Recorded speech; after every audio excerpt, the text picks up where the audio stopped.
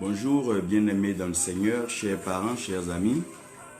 C'est un plaisir, une joie et aussi un bonheur de se réveiller en ce jour glorieux et d'avoir l'occasion d'entendre la voix de Dieu, de prendre plaisir à méditer sa parole. Ce matin, nous trouvons utile, selon l'inspiration du Saint-Esprit, de parler donc du nom du salut de l'humanité. Donc, parlant du nom du salut de l'humanité, il va falloir souligner certaines choses importantes. Nous bénissons le Seigneur pour la vie de Francis Kombila. Larenso, que Dieu te bénisse. Kwasi Alfred Dibi, que la grâce de Dieu donc repose sur vous. Nous bénissons le Seigneur pour nos frères, pour nos sœurs qui nous prennent en marche, ceux qui vont nous joindre en plein message, donc en pleine prédication, en pleine délibération de la pensée, de l'inspiration de notre Seigneur Jésus-Christ. Bas Francis Bois, que Dieu te bénisse et que sa grâce, sa paix repose donc sur votre vie et votre famille. Nous bénissons le Seigneur pour le temps que les nations sont donc en train de vivre. Nous bénissons également le Seigneur pour ce que nos familles et en tant qu'individus nous traversons, nous endurons et nous bénissons Dieu parce que il nous a donné donc la force, il nous a donné donc sa main d'association afin que nous puissions endurer, supporter, traverser les épreuves et en sortir vainqueurs et surtout victorieux, car lui, Dieu, il est déjà plus que vainqueur. Aujourd'hui, j'aimerais par la grâce de Dieu revenir sur quelque chose de fondamental et je pense que cela nous aidera à pouvoir mieux nous conduire, à pouvoir donc mieux nommer et à pouvoir mieux parler lorsqu'il s'agira de l'œuvre de Dieu. Thierry Mao, tu es béni. Céline Aka, que Dieu te bénisse et que sa grâce repose donc sur votre vie. L'amour connaît le nom du salut de l'humanité. L'amour connaît donc le nom du salut de l'humanité. Donc l'humanité est dans une phase de difficulté, donc est dans une phase de contestation, est dans une phase éprouvée, une phase torturée et une phase d'esclavage, une phase de servitude. Donc pour que l'humanité puisse retrouver donc sa liberté, puisse retrouver le bonheur, la joie de vivre, revenir dans l'alliance et être en de très bons termes et en parfaite harmonie avec Dieu, il fallait alors que quelque chose de spécial, de fondamental, d'unique soit accompli pour l'humanité. L'humanité, c'est vrai, pourra chanter, crier prospérité, richesse, guérison. L'humanité pourra crier tout ce que vous pouvez désirer, bien-être, environnement plausible, sport et tout, mais ces choses n'auront aucun sens ou ne seront pas accomplies et nous ne pourrions pas jouir pleinement de ce que cela représente si un mot n'est pas accompli, si un mot n'est pas dans le langage de l'humanité. Et ce mot, c'est le salut. Tout ce que nous faisons sur la terre, tout ce pourquoi nous prions, nous méditons, nous louons, nous adorons Dieu, tout ce pourquoi nous chantons, nous célébrons, c'est pour le salut. Et nous bénissons le Seigneur parce que nous sommes sauvés. Tu es sauvé mon frère, tu es sauvé ma soeur. Père, mère, vous êtes sauvés. Nation, vous êtes sauvés. Vous êtes sauvés parce que le salut a un nom. Le salut n'est pas présenté par un homme. Le salut a un nom. Gloire soit rendue à Dieu pour le salut qui a un nom. Madame Kwame, que Dieu vous bénisse. Évêque Moshe Maungoun, que Dieu te bénisse et que sa grâce repose sur toi. Le salut a un nom, oui, le salut a un nom. Et puisque le salut a un nom, nous pouvons nous réjouir parce que le salut n'est pas inconnu. Donc le salut a un nom. Gloire à celui qui retrouve le nom du salut, celui-ci sera sauvé et il sera honoré parce que c'est le nom digne, le nom qui est élevé au-dessus de tous les noms. À la mention de ce nom-là, tout genou fléchit, toute langue confesse que Jésus-Christ est Seigneur à la gloire de Dieu. Oh Seigneur. Et donc, le message va parler de nommer pour vivre, nommer pour vivre. Puisque le salut a un nom, j'aimerais tout de suite vous dire que sur terre, toute chose a un nom. Et c'est le nom de la chose qui détermine si la chose est apte à faire quelque chose. Nous cherchons les choses pour leur fonction. C'est vrai, mais la fonction de la chose dépend pleinement du nom de la chose. Plusieurs choses peuvent faire la même chose, mais ce qui va faire leur unicité, ce qui va faire la différence, la distinction, c'est leur nom. Donc faites attention comment est-ce que vous nommez et comment est-ce que vous êtes nommé. Faites attention comment est-ce que vous prononcez un nom et faites attention même comment est-ce que vous écrivez un nom. Ce qui va pouvoir caractériser votre vie, votre action, votre fonction et votre position, c'est le nom que vous allez présenter, c'est le nom que vous allez invoquer. Vous vous souvenez lorsque Dieu, notre Père, notre Créateur entre en alliance avec Abraham et que Dieu commence à parler à Abraham, Dieu parle de la bénédiction à Abraham, Dieu parle du règne à Abraham, Dieu parle de la domination à Abraham, Dieu parle même de la possession de façon démesurée à Abraham, mais Dieu a résumé tout cela en une phrase. Dieu a dit à Abraham, je rendrai ton nom grand. Il dit, je rendrai ton nom grand. Donc, le nom d'Abraham sera tellement grand que si ce nom-là est tellement grand, alors toutes les nations de la terre seront bénies au travers d'Abraham. Donc, si toutes les nations de la terre doivent être bénies au travers d'Abraham, ça veut dire que ces nations-là sont bénies au travers du nom que Dieu donne à Abraham. Parce que Dieu dit, je rendrai ton nom grand. Et comme ton nom est grand, toutes les nations qui vont bénir ton nom seront bénies. Et toutes les nations qui vont maudire ton nom, en d'autres termes, qui vont blasphémer ton nom, qui vont abuser de ton nom, ou qui ne vont pas utiliser ton nom comme il se doit, ces nations directement vont s'exposer à une punition, ce que nous appelons alors la malédiction. Donc, nommer pour vivre est le thème sur lequel nous allons parler ce matin. C'est un enseignement. Je veux par moment prêcher selon que Dieu permettra. Nous aurons des vents prophétiques et des pulsions prophétiques en fonction de ce que le Saint-Esprit nous permettra.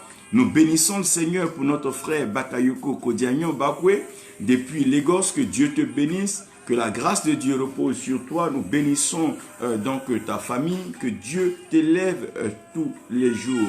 Jonathan Kwame, que Dieu te bénisse. Et Henri Lagloire Nyagne, que Dieu vous bénisse. Genèse 2, verset 19 et verset 20. Donc Genèse 2, verset 19, verset 20. J'aimerais vous faire la lecture pour que vous compreniez un peu ce que je veux développer.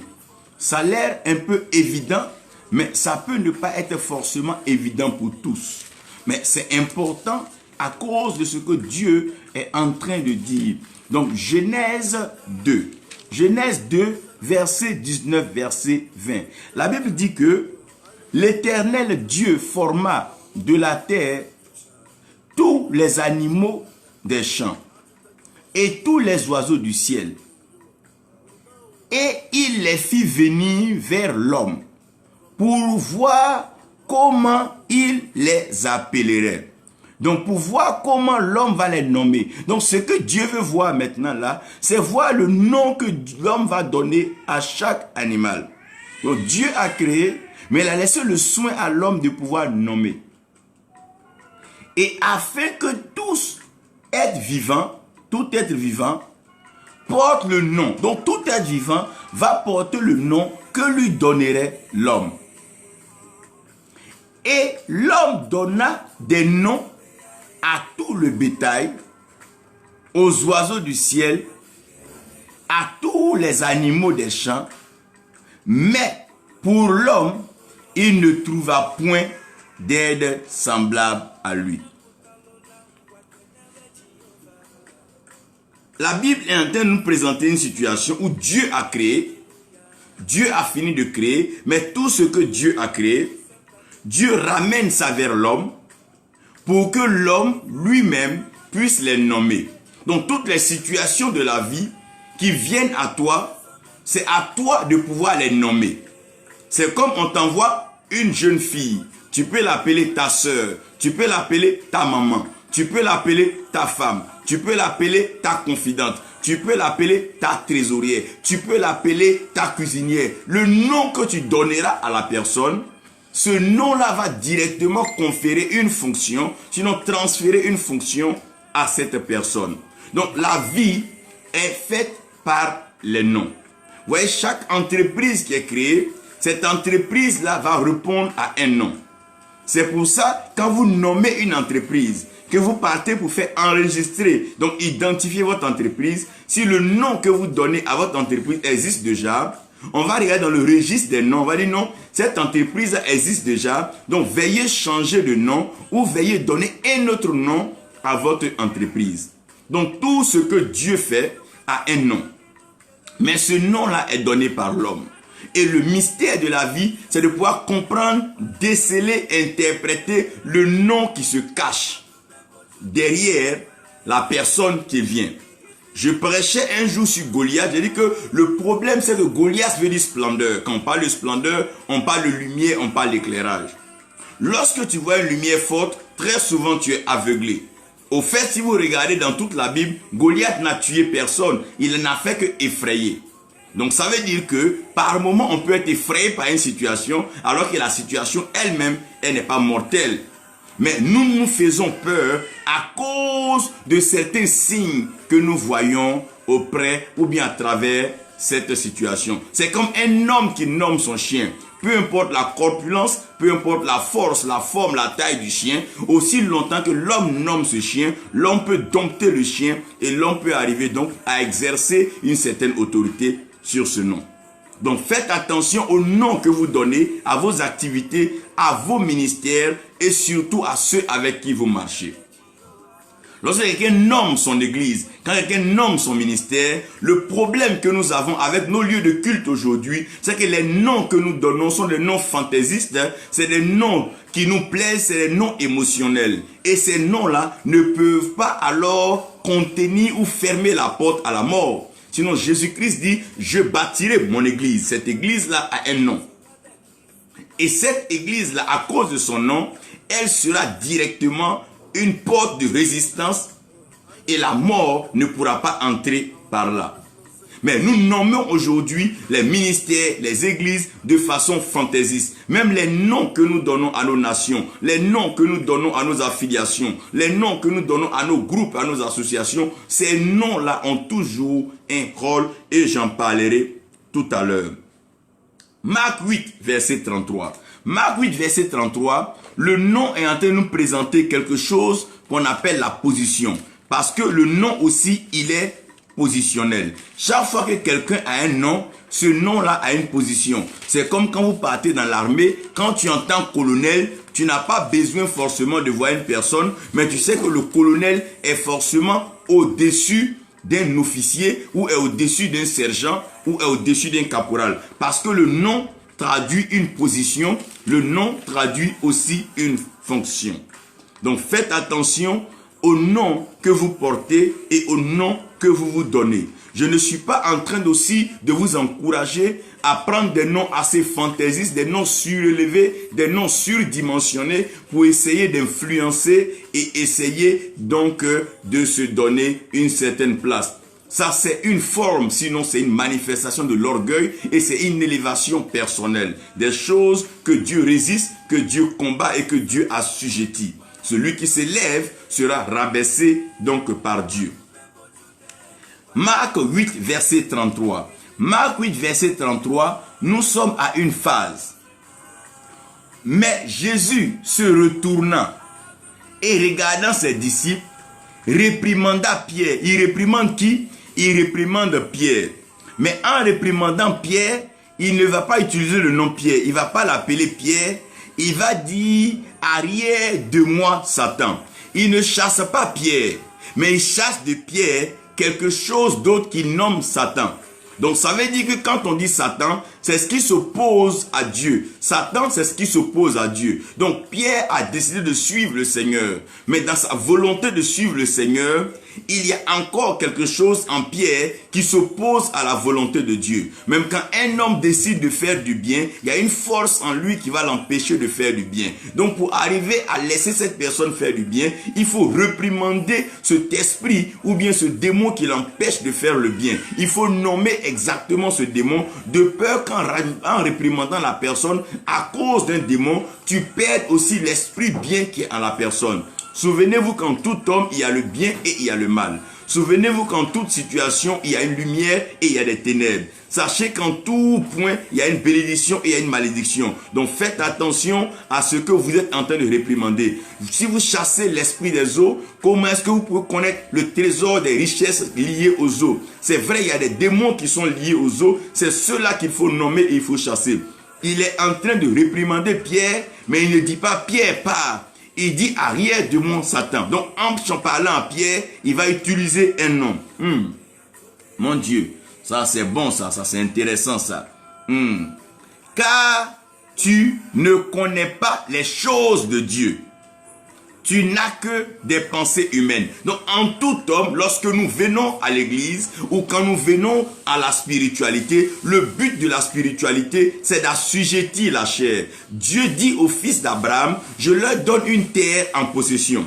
Mais dans cette terre, j'ai besoin de leur faculté spirituelle, leur capacité à pouvoir réagir, leur capacité à pouvoir se multiplier, leur capacité à pouvoir assujettir et leur capacité à pouvoir procréer.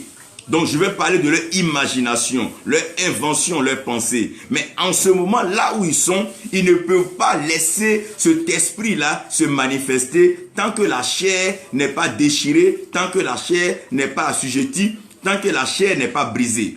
Pour ce faire, je prends tes mêmes enfants, je les envoie dans un lieu. Et ce lieu-là porte un nom, mais là-bas, ils seront esclaves. Donc il y a un lieu dans leur vie où ils seront esclaves, mais il y a un lieu dans un autre lieu où ils seront rois. Donc pour qu'ils puissent vivre leur royauté, ils vont expérimenter l'esclavage. Donc maintenant c'est la même personne, Dieu parle à Abraham, mais c'est les noms des lieux qui vont changer. Donc un homme peut passer de l'esclavage à la royauté, selon que Dieu décide de le nommer roi. Vous allez comprendre que par décret, on peut nommer. Un chef peut nommer. Un roi peut nommer. De cette même façon, Dieu nomme et Dieu peut nommer. Je prie qu'en ce moment, Dieu te lève et il te donne un nom. Que ce nom-là puisse marquer ta destinée et ta vie. Et grand aigle, que Dieu te bénisse depuis Dortmund. Que Dieu bénisse Anne Kwasi. Maintenant, je vais prendre ce passage-là. Luc 10, verset 18. Donc, Luc 10, verset 18, nous sommes dans une position assez particulière. Tout à l'heure, Jésus venait de dire en réprimandant Pierre, arrière de moi, Satan. Donc, Jésus est en train de dire que autour de Pierre, sinon en Pierre, à côté de Pierre, il y a un esprit. Donc, cet esprit-là s'appelle, donc ce démon s'appelle Satan. Donc, il va falloir qu'il le chasse. Mais pourquoi il chasse ce démon? Il va expliquer dans Luc 10, verset 18. Luc 10, verset 18, Jésus-Christ, après avoir envoyé ses disciples, leur dit ceci. Il dit, ne vous réjouissez pas, non seulement parce que les démons vous sont assujettis, mais il dit, Jésus leur dit, je voyais Satan tomber du ciel comme un éclair. Je voyais Satan tomber du ciel comme un éclair. Père, tu as l'autorité spirituelle suprême. Tu règnes dans le ciel et tu accomplis tes œuvres sur la terre. Viens par ta parole et bénis tes enfants que nous sommes. Fais-nous du bien sans distinction. Tu es un Dieu bon, tu es un Dieu merveilleux. Apporte-nous la révélation, apporte-nous de comprendre ce qui est essentiel pour ce jour, afin que nos noms soient des noms transformés, des noms impactés, des noms déjà prédestinés à la gloire dans la royauté céleste que tu as déjà signé et arrêté. Merci Père, au nom de Jésus. Amen. Ici, Jésus est en train de parler de, il a vu Satan donc tomber donc comme l'éclair. Il a vu tomber comme l'éclair. Je veux que vous sachiez que sur la terre, tous ceux qui sont en bas n'ont pas forcément la même position. Non. Tous ceux qui marchent sur la terre n'ont pas la même position. Mais ça dépend de comment tu t'es trouvé par terre.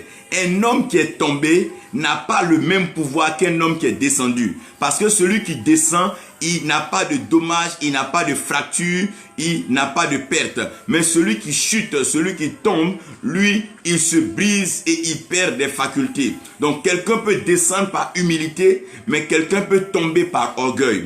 Donc deux personnes peuvent se trouver sur la terre, comme deux personnes peuvent porter le même nom. Mais dans le même nom que les deux personnes portent, une personne peut être bénie et l'autre peut ne pas être bénie. Souvenez-vous que le pauvre s'appelait Lazare et aussi l'ami que Jésus aimait s'appelait Lazare. Le Lazare, l'ami de Jésus, était issu d'une famille nantie et ses sœurs étaient prospères. La preuve, c'est une qui a versé le parfum de nard sur les pieds du Seigneur et elle a pris ses cheveux pour donc essuyer cela. Dans l'autre cas, l'autre s'appelait aussi Lazare. Mais ce Lazare-là était pauvre et la Bible parle des chiens qui léchaient donc ses plaies.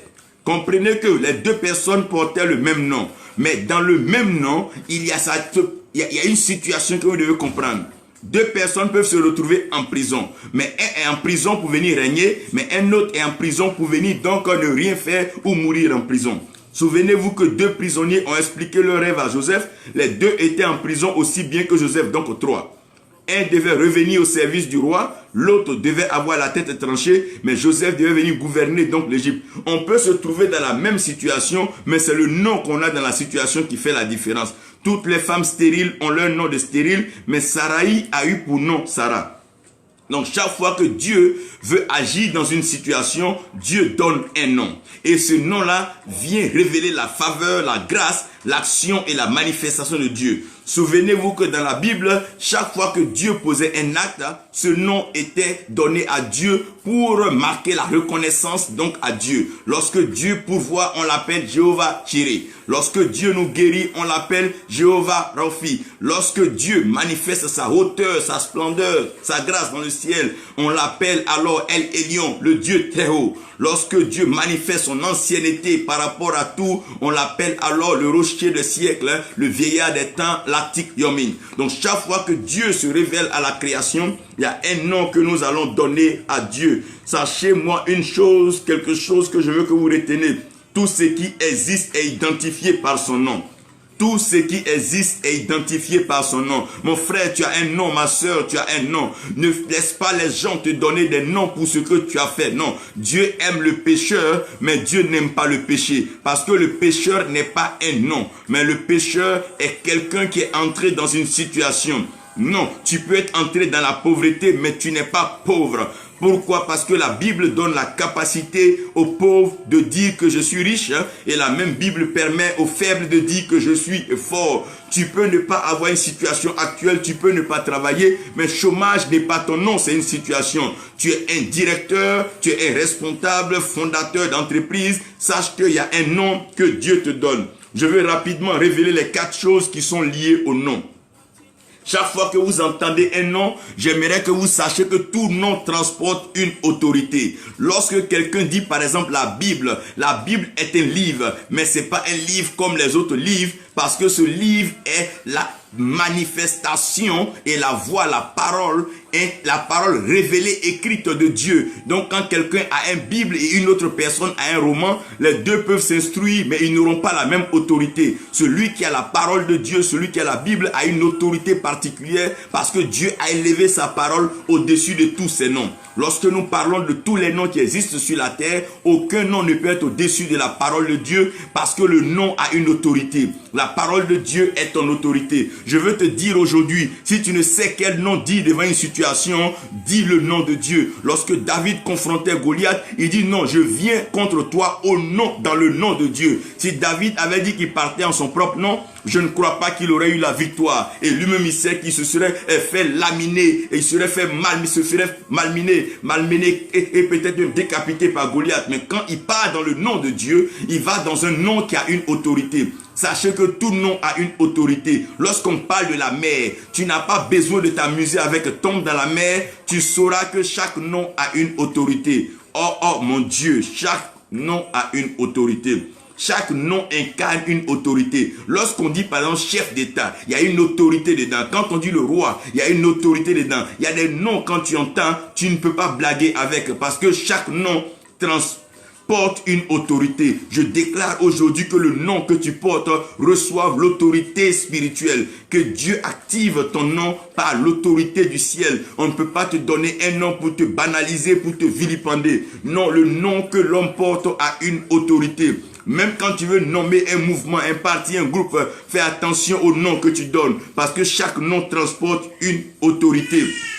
Quelle que soit la beauté du chien, quelle que soit la taille du chien, le chien ne sera jamais roi lorsque le lion est là. Parce que le nom déjà lion est un nom qui incarne une certaine autorité. Quelle que soit la taille et la grandeur du chien, il va toujours s'incliner devant un lion. Pourquoi? Parce que le nom transporte une autorité. Il y a l'autorité dans le nom. Faites attention lorsque quelqu'un est appelé prophète, lorsqu'il y a un nom qui est donné à une personne, même si vous voulez mépriser la personne, à cause du nom qui accompagne la personne, ne vous amusez pas. C'est pour ça la Bible dit que le Saint-Esprit, tout blasphème contre le Saint-Esprit ne sera pas pardonné. Mais tu peux blasphémer avec tout esprit que tu veux. Mais s'il s'agit du Saint-Esprit, à cause de son nom qui veut dire saint, tu ne peux pas blaguer avec ce qui est saint. Tu peux t'amuser avec tout dans le village, mais tu ne peux pas t'amuser avec la cage, avec la case sacrée. Non, tu ne peux pas t'amuser avec les choses sacrées. Tu peux faire ton chant partout, mais pas dans la forêt sacrée. Lorsqu'on donne un nom, le nom transporte une autorité.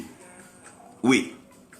Et comprenez que chaque nom a un pouvoir. Le nom a un pouvoir. Quand tu dis viens à Moridja, la montagne, le mont Moridja n'a pas le même pouvoir que le mont Sinaï. Le mont Sinaï n'a pas le même pouvoir que le mont Horeb. Le mont Horeb n'a pas le même pouvoir que le mont Nebo. Chaque montagne a un pouvoir. C'est pour ça que vous allez comprendre que toutes les montagnes, chaque terre a un pouvoir. La France n'a pas le même pouvoir que le Brésil, que la Côte d'Ivoire. Chaque terre a un pouvoir parce que le nom transfère une autorité et l'autorité aussi apporte un pouvoir. Toutefois, regardez bien, chaque organe du corps a un pouvoir. C'est vrai que les oreilles ne peuvent pas respirer, mais les oreilles peuvent entendre. Les oreilles ont le pouvoir d'entendre, mais les narines ont ce pouvoir de respirer. Donc chaque nom a une autorité et cette autorité lui confère un pouvoir.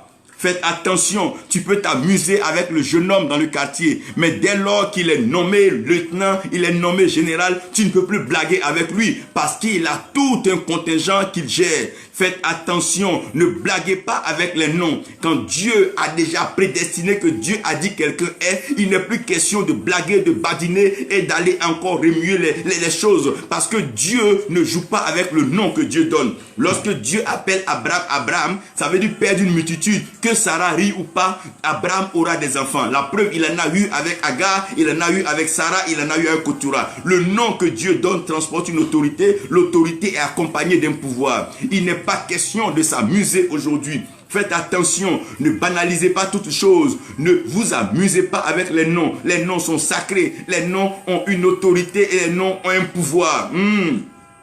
Les noms ont un pouvoir. Quand quelqu'un vient vers toi et il te dit le nom de certaines personnes, il y a des noms quand on te dit, quel que soit ton orgueil, tu es obligé de descendre de ton orgueil. Il y a des noms quand ils sont mentionnés, même les genoux les plus hautains, les cœurs les plus hauts se rabaissent et commencent à fondre en larmes. Lorsque Moïse vient vers Pharaon, il dit Pharaon, l'Éternel Jéhovah, le Dieu des armées m'a dit de te dire de laisser le peuple partir. S'il avait dit son nom Moïse, Pharaon allait dire à Moïse, Moïse, va revoir tes cours, va revoir l'histoire. Tu as été élevé ici, nous te connaissons, c'est nous qui t'avons même donné l'asile. Si tu allais te promener quelque part, que tu as eu un rêve, viens assieds-toi et raconte ce rêve, donne-lui à manger. Mais Moïse ne parle pas en son nom, il parle dans le nom de l'Éternel des armées. Ça veut dire que pour que Pharaon puisse répliquer, Pharaon devait étudier le nom, comprendre les profondeurs, l'autorité qui est en ce nom et le pouvoir qui est en ce nom. C'est parce que Pharaon s'est pas assis pour réfléchir et comprendre la profondeur de ce nom-là qu'il a été englouti dans la mer Rouge.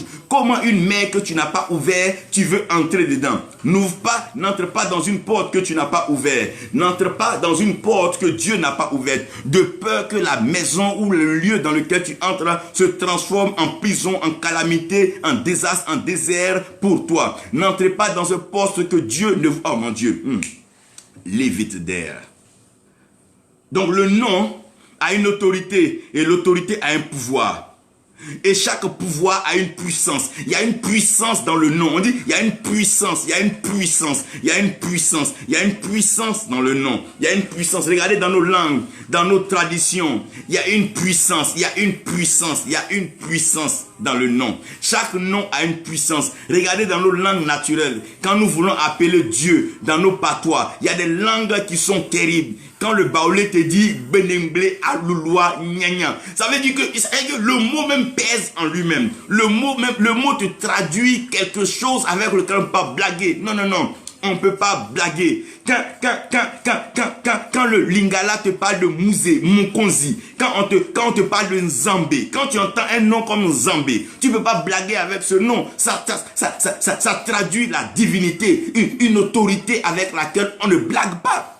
Au fait, quand Moïse dit Dieu, je veux voir ta gloire, il veut voir le nom de Dieu. Mais c'est un nom codé, c'est un nom caché. Il dit, dis seulement à Pharaon que c'est je suis.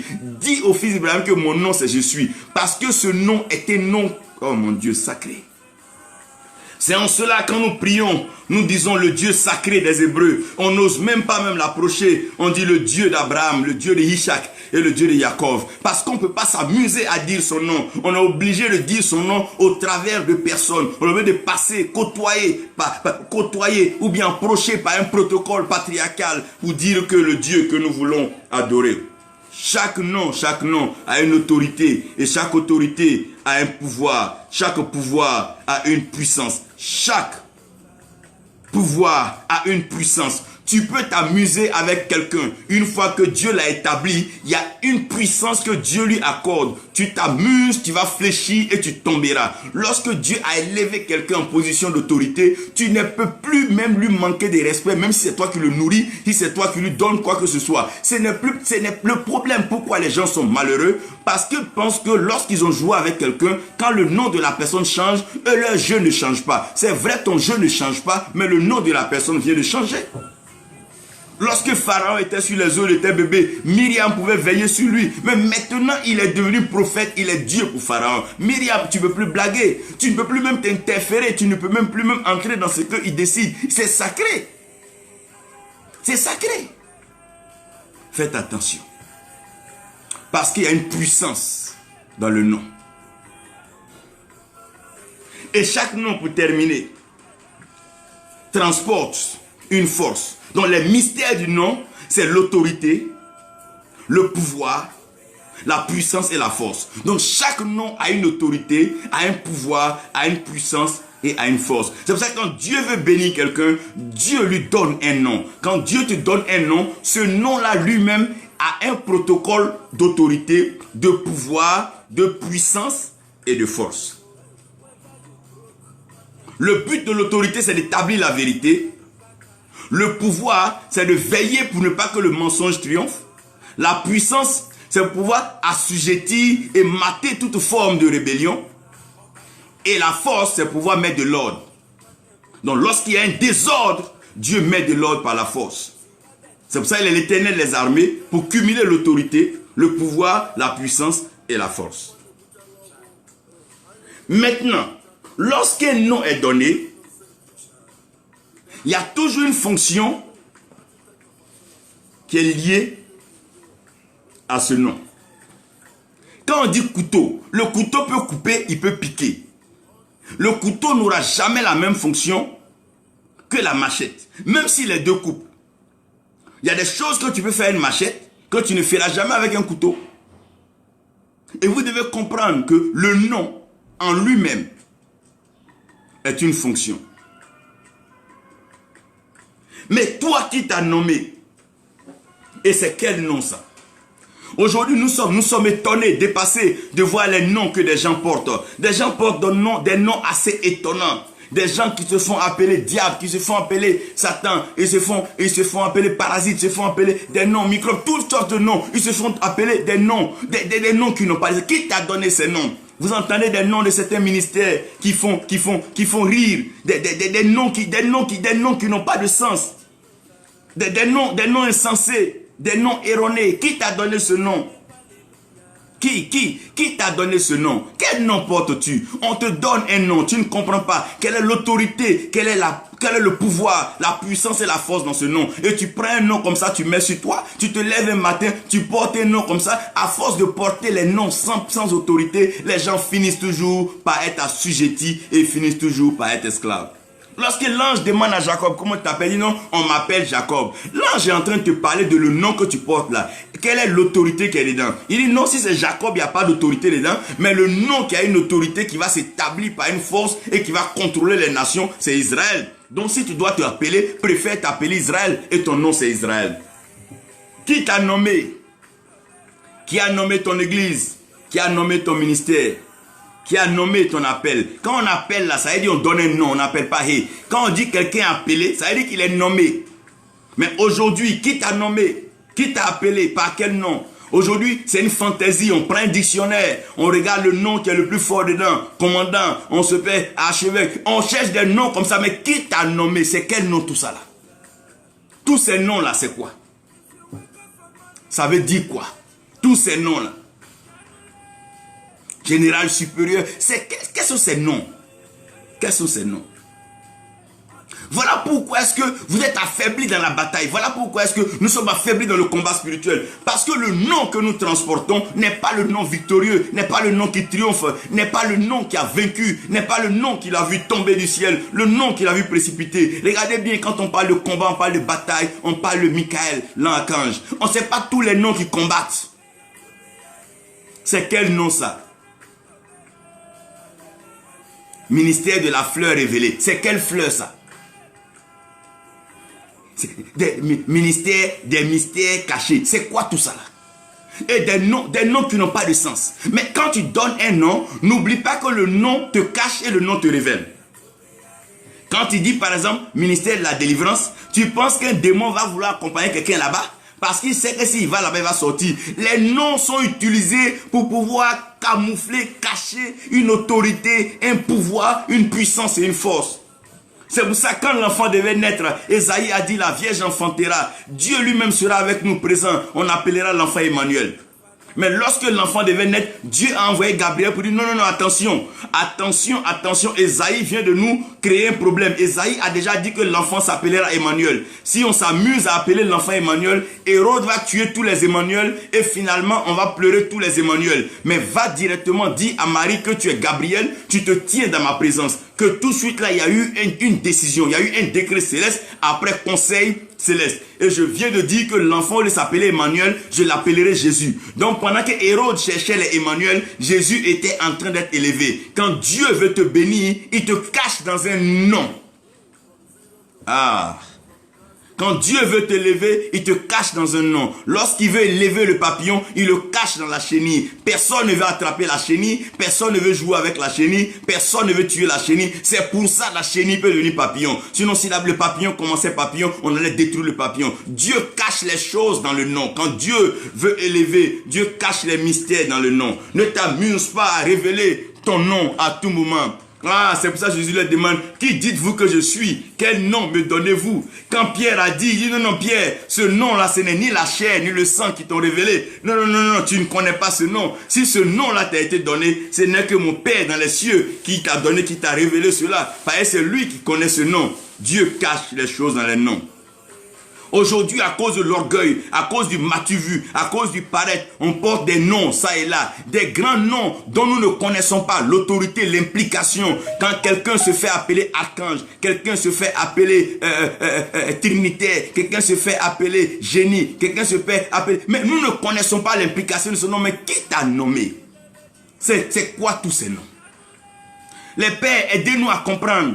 Comment s'est-il fait que dans l'église primitive, ils étaient des frères simples, mais ils ont eu un impact d'évangélisation. Ils ont marqué des générations. On a vu des frères et des sœurs qui parlaient en langue, avec qui Dieu a fait des résurrections de morts, des miracles tangibles, palpables. Mais ils l'ont fait avec le même esprit qui était sur Pierre, c'est le même esprit qui était sur Jean, le même Saint-Esprit. Mais aujourd'hui, nous portons tous les grands noms, mais zéro comme résultat, zéro pointé. Nous ameutons les peuples, nous rassemblons les paralytiques dans des stades et ils retournent à la maison sur leur fauteuil roulant.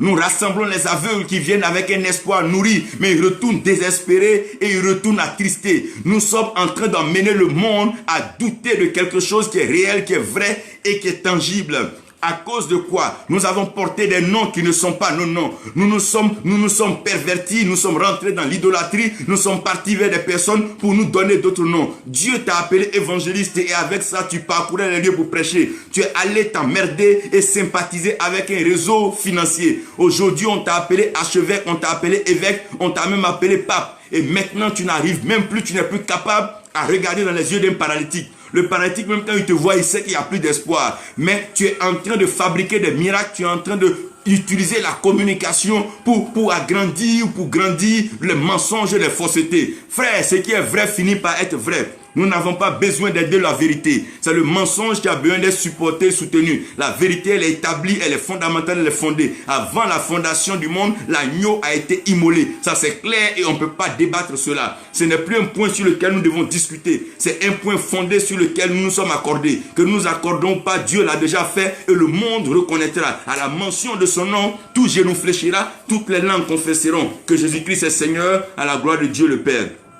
Qui t'a nommé? Qui t'a nommé? Qui t'a nommé? Quel nom tu portes là? Tu vois des gens, il s'appelle par exemple le temps de temps. Ça veut dire quoi toutes ces choses là? Quand un enfant devait naître dans la Bible, Dieu dit on l'appellera. Mais toi tu te lèves aujourd'hui, tu as fréquenté, tu as visité un pays, tu as vu quelqu'un qui portait un tel nom, tu reviens, tu dis que non, ce nom là c'est toi. Excusez-moi, excusez-moi. Si nous devons imiter, nous devons être des imitateurs de Christ, nous devons imiter Dieu. Mais l'imitation, lorsque nous imitons les hommes, nous sommes limités dans notre fonction et dans notre opération. Sois digne et fier de porter le nom que Dieu te donne. Même si Dieu t'a appelé pasteur, qu'autour de toi des prophètes sont censés de prospérer, laisse ton appel de pasteur au temps convenable. Les âmes qui ont été marquées par le prophétique auront besoin de la houlette du berger. Ils auront besoin de la touche du pasteur. Tout ce que Dieu nomme pour une utilité, pour un temps et pour une saison. Non. Dans une armée, tout le monde peut être commandant, tout le monde peut être général. Ça n'a pas de sens. Ça, c'est des limitations. Et j'appelle ça des noms erronés. C'est quel nom tout ça là? Les noms que nous voyons aujourd'hui, je parcours la Bible depuis la Genèse jusqu'à l'Apocalypse, je ne vois aucun de ces noms là. On a tout type de noms aujourd'hui. On a des noms, même quand tu entends, tu sais que ça là, c'est quelqu'un forcément qui a été touché par un démon. Parce que quelqu'un qui a connu Dieu est caractérisé par la simplicité, l'humilité. Et cette personne a tendance à ne même pas porter de nom. Elle veut simplement laisser le nom et la gloire revenir à Dieu. Quels sont ces noms fantaisistes? Ces noms d'enfantins. Ces noms sans effet, ces noms sans force, ces noms sans pouvoir, ces noms sans autorité. Quels sont ces noms sans puissance, ces noms sans force? Des noms d'amusement. Qu'est-ce que c'est toutes ces choses-là? Qui t'a nommé? Qui t'a nommé? Maintenant, ce problème, c'est que, faites attention, quand tu portes un nom fantaisiste et que le jour on te demande de remplir tes papiers, c'est quel nom tu vas mettre maintenant? Tu t'appelles Kofi, toi tu dis non, on n'a qu'à t'appeler Jagger le brailleur. Maintenant tu as mis Jagger le brailleur sur tes pièces, tu t'en vas retirer un document qui vient en ton nom officiel. Que vas-tu faire?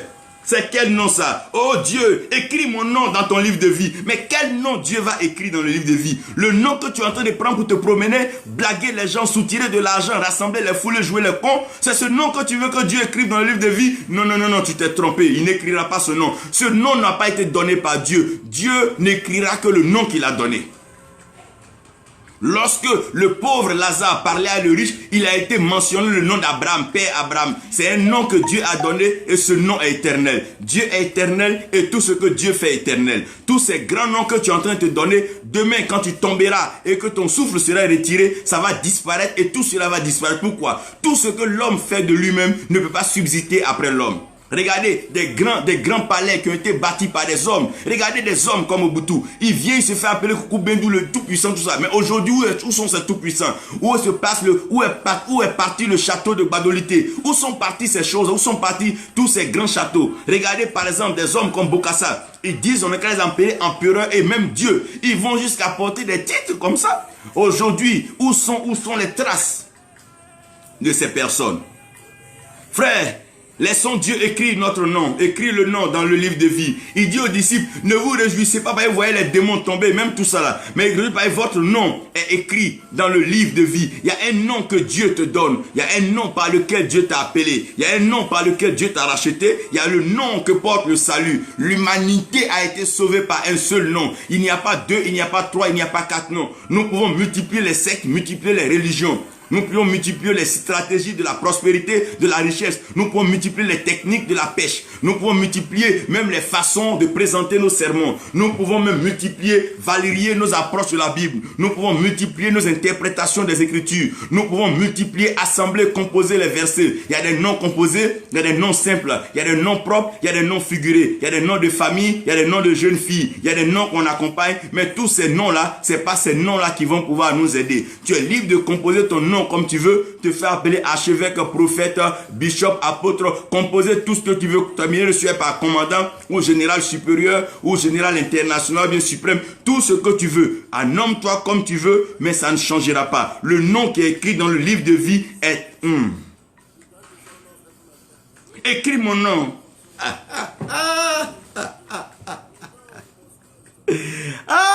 Dans le livre de vie. Le livre de vie appartient à Dieu. Souvenez-vous que l'arbre de la vie, lorsque Adam voulait tendre sa main pour toucher avec son doigt, Dieu a dit nous empêchons l'homme même de toucher à cet arbre. De peur qu'en abattant l'arbre, il ait les feuilles de vie. Et ayant les feuilles de vie, il puisse constituer le livre de vie. Le livre de vie est tenu secret, caché entre les mains de Dieu. Nul n'a accès à ce livre si ce n'est Dieu lui-même. C'est pour ça, quand il s'agit du salut, soyons humbles et sages. Prêchons seulement le salut des âmes, prêchons la miséricorde de Dieu, prêchons la repentance, prêchons la confession des péchés. Laissons Dieu sauver qui Dieu veut sauver, laissez qui doit périr, périr. Nous devons maximiser le salut des âmes. Ce n'est pas à nous d'en juger, ce n'est pas à nous d'en disqualifier, ce n'est pas à nous d'en blâmer, mais c'est à nous de prêcher l'évangile. L'évangile est pour le salut des âmes. Il y a un seul nom, oh Dieu, mon Dieu. C'est par ce nom-là que le salut est venu à l'humanité. Oh mon Dieu, mon Dieu, mon Dieu, mon Dieu. Écris mon nom. Oui. Là-haut, oui, là-haut. Mon nom est écrit là-haut, là-bas. Là-haut, oui, mon nom est écrit. Mais mon nom, mais moi, je n'ai rien fait. Je n'ai rien fait dans cette affaire. Je n'ai rien fait. Je ne peux pas justifier. Je ne peux pas montrer mes efforts. Je ne peux pas brander. Je ne peux pas braquer mes muscles. Je ne peux pas venir et parler avec toute l'éloquence et la philosophie, la sagesse, la pensée des hommes pour dire c'est pour cela que non, non, non. Je n'ai rien fait. Mon nom est écrit là-haut, là-bas. Pourquoi? Parce qu'il y a un nom seul qui scelle le salut de l'humanité. Ce n'est pas à cause de nos œuvres, ce n'est pas à cause de nos actes, ce n'est pas à cause de ce que nous sommes en train de faire. Il lui a plu d'écrire nos noms dans le livre de vie. Demande à Dieu de te révéler ce nom qui est écrit dans le livre de vie, afin que ce livre qui a déjà triomphé de la mort, regardez bien, lorsque les 24 vieillards vont se prosterner, ils ne se prosternent pas devant le lion, non, non, non, ils ne sont pas intéressés par le lion, même si le lion est fort, le lion est féroce, le lion appartient à la famille des félins, le lion est rapide à la chasse, le lion habile. Mais les 24 vieillards ne sont pas intéressés par la force, la carrure et la crinière du lion. Mais les 24 vieillards sont concernés par le livre scellé. Ils disent que non, gloire soit rendue à l'agneau. Parce que l'agneau est digne de recevoir. Pourquoi l'agneau est digne de recevoir? Parce que c'est l'agneau qui peut leur donner accès à ce livre qui est scellé. Arrêtez de porter tous ces noms fantaisistes. Ces noms ne vous amèneront pas au miracle.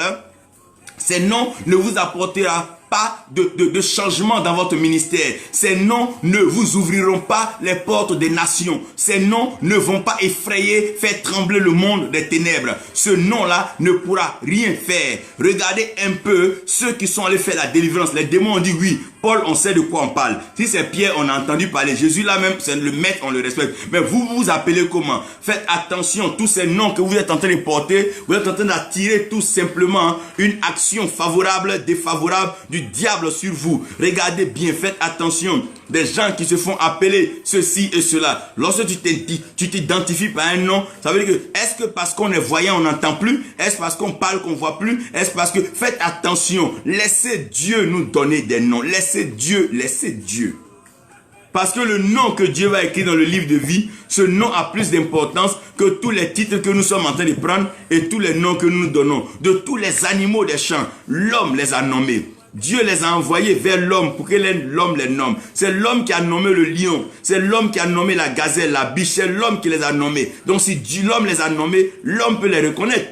C'est pour ça que quand l'homme va dans la forêt, il peut nommer un animal, il peut dire non, ça c'est une biche, ça c'est une gazelle, non, ça c'est une civette, non, ça c'est un... Pourquoi? C'est l'homme qui a nommé. Donc tu nommes pour pouvoir reconnaître. Mais quand Dieu écrit ton nom dans le livre de vie, c'est pour que tu puisses savoir que Dieu a déjà écrit. Et il va plus loin pour dire à Isaïe, j'ai gravé ton nom dans ma paume. Ah!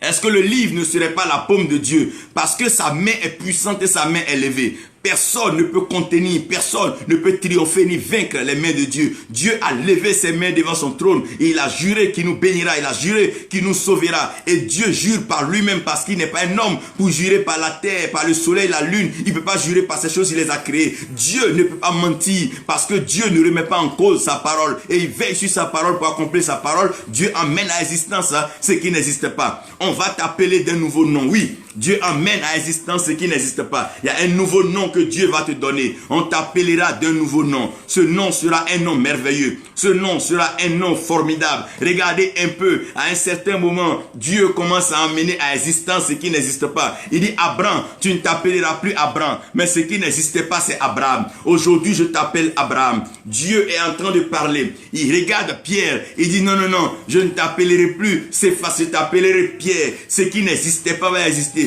Dieu te donnera un autre nom. Et ce nom va bouleverser, va chambouler ta destinée. Dieu te donnera un nouveau nom. On t'appellera, on t'appellera, on t'appellera, on t'appellera. Tu es nommé pour vivre. Regardez un peu, lorsque la situation est compliquée, ne cherche pas à arranger la situation, nomme la situation. Voici Adam et Ève qui se trouvent dans une situation chaotique, une situation désespérée, une situation de mort certaine, une situation qui ne peut pas être réglée par l'homme. Adam et Ève viennent de manger et de pouvoir donc entrer dans le sacré et désacraliser ce qui est sacré. Ce qui était interdit vient d'être touché. Adam et Ève viennent de désobéir et rien ne peut être fait. Au commencement, Adam a préféré appeler sa femme femme. Femme qui veut dire l'aide de l'homme. Mais Adam s'est rendu compte que c'est pas quelqu'un qui peut l'aider. Mais la seule chose dont il a besoin, c'est la vie. Parce que tant qu'il y a la vie, il y a l'espoir. Ce qui vit, c'est Dieu et Dieu est vivant. Dieu est le même hier, aujourd'hui et éternellement en Christ et Dieu est vivant. Donc Adam va commencer à comprendre que ce jeu-là est un jeu terrible. Puisqu'il vient de manger alors de ce fruit-là, ce qui vient devant sa porte, c'est la mort. Devant la mort, rien ne peut alors triompher. Lorsque la mort arrive, ta prospérité, ta richesse ne peut rien faire. Lorsque la mort arrive devant ton temple, l'église ne pourra rien faire. Ta chair ne pourra rien faire. Ta trésorière, même les femmes qui crient toujours pour toi ne pourront rien faire. La preuve, quand la mort était venue dans le jardin de Gethsémane, les disciples n'ont pu rien faire. Toute la foule qui l'entourait n'a pu rien faire. Ceux qui mangeaient le pain. Lorsque la mort arrive, rien d'autre ne peut agir. Dieu a dit à Moïse, mettez-moi du sang sur ces portes-là. Parce que l'ange de la mort va passer. Et l'ange de la mort ne négociera pas. Il faut seulement un nom nouveau. C'est ce nom nouveau qui va triompher de la mort. Il dit, quand vous allez mettre donc ce sang, rentrez dans la maison parce que vous êtes en sécurité. Il y a un nom que la mort ne peut pas vaincre là. Et ce nom-là, c'est l'amour. Ce nom, c'est la vie. Ah, mon Dieu. Ce nom, c'est la vie. Donc Adam va dire alors, puisque je ne peux rien changer, mais au moins j'ai l'occasion de nommer. Je vais me donner un nom qui n'existe pas. La mort veut dire le manque de vie. Donc ce qui n'existe pas va exister aujourd'hui. Adam va appeler sa femme Ève. Ève qui veut dire la mère de tous les vivants. Lorsque Ève devient la mère de tous les vivants, alors ça vient corroborer, ça vient soutenir la prophétie de Dieu. Dieu dit au serpent, le fils de la femme va écraser ta tête. Parce que Adam est déjà mort au péché. Donc le fils d'Adam sera déjà mort au péché. Adam est déjà chair, Adam est déjà poussière. Ce qui est poussière, ce qui est chair est déjà mort. Mais Adam est en train d'entrer dans une autre dimension. Adam dit, il va appeler sa femme Ève. Ève qui veut dire la vie. Si vous partez, regardez dans Jean 1. Jean 1 est en train de dire quelque chose ici que je vais vous lire. Je vais vous aider à pouvoir comprendre. Jean 1 dit, il dit une chose qui est assez forte. Jean est en train de dire ici, et je vais vous le lire pour que vous compreniez avec moi. Je ne veux pas le réciter, je veux le lire. Au commencement était la parole, et la parole était avec Dieu. La parole était Dieu, elle était au commencement avec Dieu. Toutes les choses ont été faites par elle. Rien de ce qui a été fait n'a été fait sans elle. Et en elle était la vie. Donc Adam s'est rendu compte que le seul espoir qu'il a, c'est la parole. Adam va revenir dans la parole, mais en nommant sa femme à nouveau. Il va l'appeler Ève. Quand il dit Ève, ça veut dire la mère de tous les vivants. Donc il veut dire que la mort va s'arrêter devant Ève. Parce que la mort ne triomphera jamais de la vie. Oh mon Dieu. Donc Adam va commencer à entrer dans le mystère de la résurrection parce qu'il est déjà mort. Mais étant mort, il va nommer la vie. Oh mon Dieu. C'est en cela le Seigneur peut dire, pourquoi cherchez-vous donc le vivant parmi les morts? Adam, c'est vrai, comprend qu'il va mourir, il va retourner à la poussière. C'est vrai que la situation passée va mourir, mais pour qu'elle meure, nomme la situation à venir. C'est vrai que ton passé t'a donné un nom, mais aujourd'hui, Dieu est sur le point de faire une chose nouvelle. Côte d'Ivoire, je te donne un nom nouveau. Terre de paix, terre de bénédiction, terre où les frères vont apprendre à laver les pieds les uns les autres. On ne lave pas les pieds par humilité, mais on lave les pieds pour laisser le passé passer. Chaque fois que quelqu'un t'a fait du mal, quand tu le vois, tu as envie de rendre, va simplement laver ses pieds. Lorsque tu laves ses pieds, tu veux alors renforcer l'amour. La seule chose qui fait que nous serons reconnus comme enfants et disciples de Dieu, c'est l'amour. Si nous devons imiter Dieu, nous devons être des hommes qui aiment, des hommes qui manifestent l'amour. Il dit ne devez rien à personne si ce n'est l'amour. Donc la seule chose que nous devons à la Côte d'Ivoire, c'est l'amour. La seule chose que nous devons à nos frères dans les nations, c'est l'amour. Si aujourd'hui les frontières, les barrières sont compliquées dans les pays, c'est un manque d'amour. Quand on nomme quelqu'un, quand on aime quelqu'un, on lui ouvre sa porte. Au lieu de chercher à résoudre les problèmes par des théories humaines, venons insister sur l'amour. Quelle est la dernière fois que tu es allé vers quelqu'un qui t'a fait du tort pour lui dire, mon frère, je t'aime. Aujourd'hui, je vais vous dire une chose. Dieu va amener à existence ce qui n'existe pas. La foi, chacun prétend l'avoir. L'espérance, chacun le dit, mais tout le monde est pressé. Personne ne veut attendre. Ça veut dire que la foi et l'espérance ont foutu le camp. Personne ne veut croire en Dieu.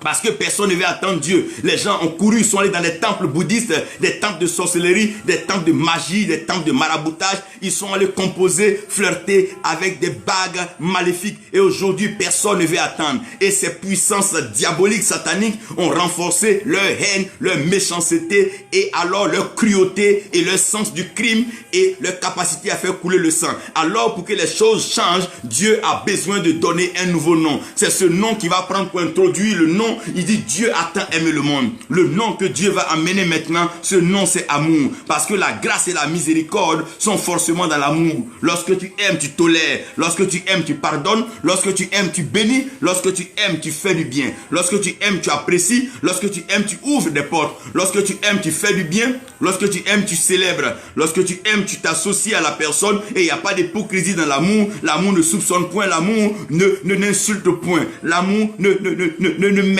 met pas de distinction. L'amour aime, l'amour fait du bien. On est né pour vivre, et vivre c'est aimer, c'est aimer. Aujourd'hui, Dieu amène à l'existence ce qui n'existe pas. L'amour de Dieu va inonder les nations. La connaissance de la parole de Dieu, la révélation des mystères. Des nouveaux noms seront donnés. Des temples vont effacer les noms, mais donner des noms purs du ciel. Dieu donnera des noms purs. Dieu nommera des hommes qui ont été mal nommés. Un nom nouveau arrive. Un nom nouveau arrive. Regardez, lorsque Daniel a été pris, on lui a donné un nom, on lui a appelé Belshazzar. Vous devez comprendre que chaque fois qu'un système se met en place, le système nomme ses personnes. Lorsque Dieu établit son royaume, Dieu nomme aussi ses enfants. Dieu va te nommer. Toi qui ne faisais rien, tu seras nommé dans la haute institution économique du ciel. Tu seras nommé dans la défense céleste. Tu seras nommé comme diplomate, ambassadeur. Tu seras nommé comme chargé de mission du ciel. Tu es messager avec la parole de Dieu. Toi qui n'avais pas d'instruction, qui n'a pas été formé par un homme, Dieu te donnera le rouleau que tu avaleras, la parole jaillira de toi, tu prêcheras. Souvenez-vous de cette femme de la Samarie. À cause du message qu'elle a reçu en Christ, elle allait gagner toute la Samarie. Il y a un message nouveau qui doit être prêché. Il y a une révélation nouvelle, une compréhension nouvelle. Il n'est plus question de se comparer en gonflant les titres, en changeant les noms. Les noms ne sont pas venus pour faire des comparaisons. Les noms sont venus pour distinguer, pour manifester l'amour. Je ne t'aime pas parce que tu es la même chose que moi, mais je t'aime parce que tu es différent de moi. C'est parce que tu es différent de moi que je t'aime davantage. On t'appellera. Oh mon Dieu, on t'appellera. On va t'appeler pour le travail. On va t'appeler pour la cérémonie. On va t'appeler pour l'élévation. On va t'appeler pour l'intronisation. On va t'appeler. On t'appellera aujourd'hui. ton téléphone sonnera, tu entendras une voix. Même si les hommes ne crient pas, le vent va propager le son et le message à tes oreilles. Tu entendras une nouvelle bonne. Oh, on t'appellera, tu es nommé pour vivre. Le nom que Dieu t'a donné, c'est un nom pour que tu vives. C'est pour ça qu'il t'a fait à son image et à sa ressemblance. On peut voir l'image, mais la ressemblance est audible. Il y a un nom que Dieu entend, que Dieu te donne, mais que les hommes ne connaissent pas. Il dit, Jérémie, ne t'en fais pas. Avant même que tu ne sois formé dans le ventre de ta mère, je t'avais déjà connu, je t'avais nommé non seulement Jérémie, mais en même temps ce nom était une fonction. Je t'avais donné l'autorité de pouvoir prophétiser sur les nations. Et de par ce nom-là, toute arme forgée contre toi ne va pas prospérer. Ils te feront la guerre, mais ils ne te vaincront pas. Ils vont te combattre, mais tu seras toujours vainqueur. Parce que je t'ai donné un nom. Et ce nom est au-dessus de tous tes ennemis qui vont t'attaquer. Dieu te donne un nom. On t'appellera, oh mon Dieu. On t'appellera d'un nouveau nom. Dieu permettra qu'on t'appelle d'un nouveau nom. Il y a un nom qui va s'écrire dans la parole pour toi, comme un code de vie. Et ce nom-là, c'est le code de vie. Oui, le nom qui est au-dessus de tous les noms. Le nom qui est au-dessus de tout nom. Ce nom merveilleux, c'est le nom de Jésus. Il dit, tout ce que vous demanderez à mon nom, tout ce que vous direz à mon nom, tout ce que vous ferez à mon nom, tout ce que vous allez même désirer à mon nom, le ciel vous l'accordera. Parce que ce nom-là est un nom qui est gravé. C'est un nom par lequel le ciel se reconnaît. Lorsque les premiers disciples ont commencé à accomplir des miracles, à accomplir des signes, on les appelait chrétiens. Car en eux, on voyait la manifestation du nom du Christ. Aujourd'hui, je vais te dire qu'il y a déjà un nom, oui, qui est au-dessus de tous les noms. Le nom qui est au-dessus de tous les noms. Le nom qui est précieux. Ce nom qui est glorieux. Ce nom qui est digne d'être adoré. Ce nom qui doit être célébré. Ce nom que personne ne peut éviter. Ce nom est le marqueur des temps. C'est par ce nom que les ans commencent. Ce nom, c'est. La Bible dit son nom. C'est la parole de Dieu. Mais cette parole, c'est qui? Elle était au commencement Dieu et elle était avec Dieu. Qui était avec Dieu qui est venu? La Bible dit personne n'est monté, n'est descendu, si ce n'est le Fils unique de Dieu. Et ce nom, c'est Jésus. Il a un nom. Et ce nom vient du ciel. Ce nom est merveilleux. Ce nom est glorieux. Ce nom, c'est Jésus. Ce nom, c'est Jésus. Ce nom, c'est Jésus. Ce nom, c'est Jésus. L'amour connaît le nom du salut. Le nom du salut, c'est Jésus. Ne vous laissez pas tromper par d'autres noms. C'est vrai, des noms peuvent être beaux. Des noms peuvent être fantaisies. Ces noms peuvent être intéressants. Mais comprenez, le nom qui scelle le salut de l'humanité, c'est le nom de Jésus-Christ. C'est lui, le nom qui sauve, c'est ce nom qui nous fait du bien. Aujourd'hui, comprenez qu'en ce nom, il y a une autorité, parce que ce nom est la parole de Dieu. En ce nom, il y a un pouvoir. C'est en ce sens que lorsqu'il parle, tout fait silence. Lorsqu'il parle, la mer, les vents se calment, les tempêtes sont obligées de se soumettre, parce qu'il y a un pouvoir dans ce nom. Il est puissant, pourquoi? Parce qu'il a vaincu la mort. En ce nom, la mort a été vaincue. La terre, dans toute sa solidité, dans tout son fondement, a tremblé, la terre a été secouée, un séisme que personne ne pouvait connaître l'amplitude et les causes même. Mais Dieu, oh mon Dieu, et ce nom est notre force.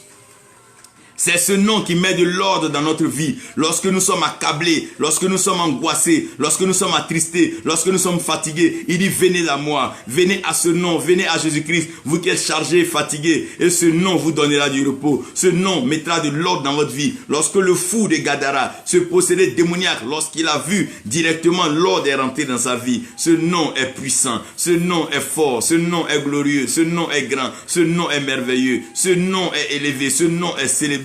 Ce nom est chanté, ce nom est écrit, ce nom est dans le ciel. Et ce nom arrive bientôt pour t'élever dans les hauteurs. Ce nom, c'est le nom de Jésus. Ce nom, c'est le nom de Jésus. Ce nom, c'est le nom de Jésus. Ce nom, c'est le nom de Jésus.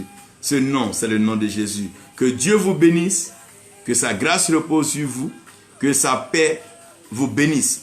Nous bénissons le Seigneur pour tous ceux qui nous ont suivis. Marie-Joseph Kwame, que Dieu te bénisse. Nous avons vu le prophète Wilfried Ngota, que Dieu vous bénisse. Que Dieu bénisse Zénab Touré, Théophile Kanga, que Dieu vous bénisse. Prince Oenaba, que Dieu vous bénisse. Christelle, Lata, que Dieu te bénisse. Stéphane, que Dieu te bénisse. Héritier béni, que Dieu vous bénisse. Bishop Dawe, Emmanuel Emeka, God bless you, my brother. Noël, que Dieu te bénisse.